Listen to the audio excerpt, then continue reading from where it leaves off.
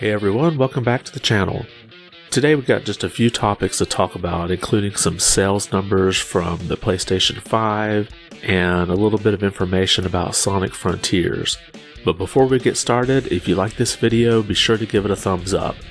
And if you haven't yet, consider subscribing. That's the best way to let me know you enjoy the content on this channel.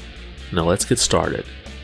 So we all know that the PlayStation 5 has been pretty hard to find. You pretty much can't find it anywhere in stores, and online is pretty much your only hope, and there's usually just a very narrow window to order it.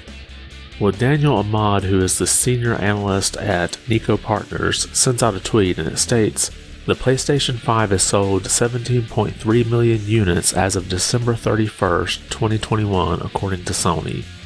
This compares to 20.2 million for the PlayStation 4 in the same time frame when launch aligned.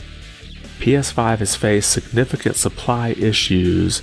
It has been unable to keep up with PS4 despite demand."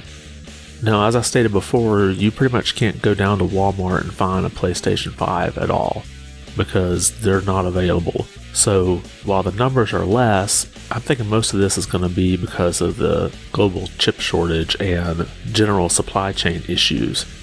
But Daniel does add some interesting information here. Let's take a look at this graph.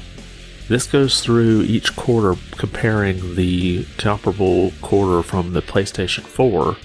And as you can see, the numbers are actually fairly close. And there's actually one quarter here where the PS5 outsells the PS4. But if you want to look at this last quarter for 2021, there's a significant difference, and all I can do is blame that on supply.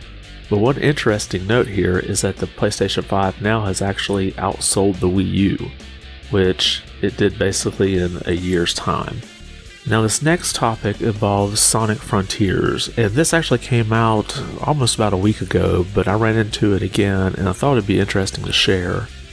This quote here comes from the Sonic's team creative officer Takashi Azuka, and this is from InGamesRadar.com, and the quote says, "One of the biggest questions hanging over Sonic Frontiers is whether it will be set throughout a fully open world or whether the various biomes of Starfall islands will be self-contained. Sega has been careful with its language so far, referring to the 2020 release as being set in, quote, the franchise's first ever open zone inspired experience, or explaining that it will offer open zone freedom.